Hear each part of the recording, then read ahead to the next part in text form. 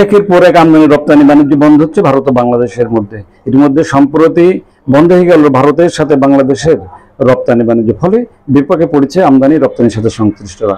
এসব বিষয়ে বিস্তারিত দেখুন ভয়েস অফ ক্যালকাটায়। চলুন আলোকচিত্র দেখে আসি, শুনে আসি বিস্তারিত। দেশ বিদেশের সব খবর জানতে, দেখতে, শুনতে, শিক্ষা, স্বাস্থ্য, যোগাযোগ, ভ্রমণ, বাণিজ্য ও বিনোদন সহ বিভিন্ন বিষয়ে সবার আগে সব প্রতিবেদনটি দেখুন ভয়েস অফ। দেশের বিভিন্ন শুল্ক স্টেশন দিয়ে ভারতের সুতা, গার্মেন্টস পণ্য, ফ্রুট ফ্লেভার এবং কার্বোনেটেড ড্রিঙ্ক এবং তৈরিকৃত খাদ্য সামগ্রী, প্লাস্টিক, পিভিসি বা কাঠের ফার্নিচার বা আমদানিতে নিষেধাজ্ঞা দিয়েছেন ভারত।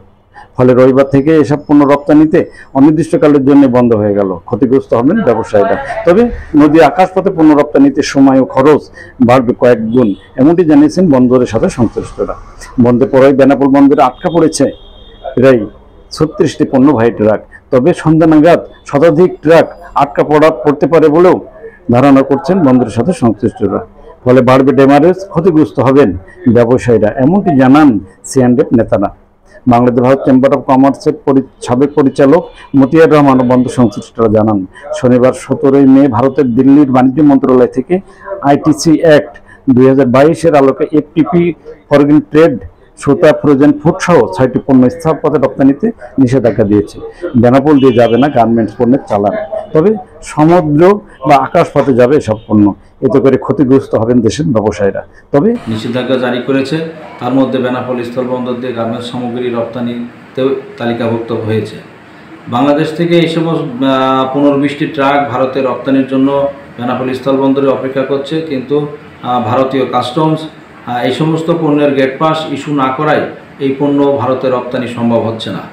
আমরা ভারতের ব্যবসায়ীদের সাথে আলোচনা করেছি, তারা কাস্টমস ও বাণিজ্য মন্ত্রণালয়ের পত্র ইস্যু করছে। ওই পত্র ইস্যুর পরে যে সমস্ত পণ্য বেনাপোল বন্দরে দাঁড়িয়ে আছে, এগুলো রপ্তানির বিষয়ে একটা সিদ্ধান্ত আসবে। আগের এলসির পণ্য আমদানিতে সুযোগ চান তারা। বেনাপোল সিআইএনএফ স্টাফ অ্যাসোসিয়েশনের সাধারণ সম্পাদক সাজিদুর রহমান বলেন, ভারতের নিষেধাজ্ঞার ফলে এসব পণ্যের রপ্তানিতে কয়েক গুণ খরচ বাড়বে। তবে পূর্বের এলসির পণ্য বেনাপোল দিয়ে রপ্তানিতে ভারতীয় সংশ্লিষ্টদের সাথে যোগাযোগ করা হচ্ছে বলেও জানিয়েছেন তিনি।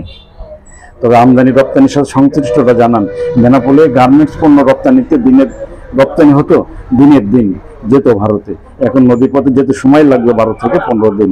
ফলে বাড়বে যেমন সময়, খরচও বাড়বে, তেমনই ড্যামারেজ গুনতে হবে তাদের, এমনটি বলেছেন আমদানি রপ্তানির সাথে সংশ্লিষ্ট সহ স্টাফ অ্যাসোসিয়েশনের নেতারা। সমুদ্র বন্দর বা পথ ব্যবহার করে ইন্ডিয়ায় মাল দেওয়ার জন্য, সেই ক্ষেত্রে আমাদের অনেক খরচ বেড়ে যাবে। আর বেনাপোল স্থলবন্দর দিয়ে রপ্তানি হলে দিনে দিনে গাড়ি অফিসে চলে যায়, আর সমুদ্র বন্দর তো যেতে হলে 15 থেকে 20 দিন সময় লাগবে। এক্ষেত্রে অনেক ড্যামারেজ বেশি হবে, রপ্তানিকারকরা অনেক ক্ষতিগ্রস্ত হবে। তবে বন্দর কর্মকর্তা জানান, এই মুহূর্তে বিস্তারিত জানাতে রাজি হননি তিনি। 2-1 দিন পর বিস্তারিত জানানো যাবে বলেও জানান বন্দর কর্তৃপক্ষ।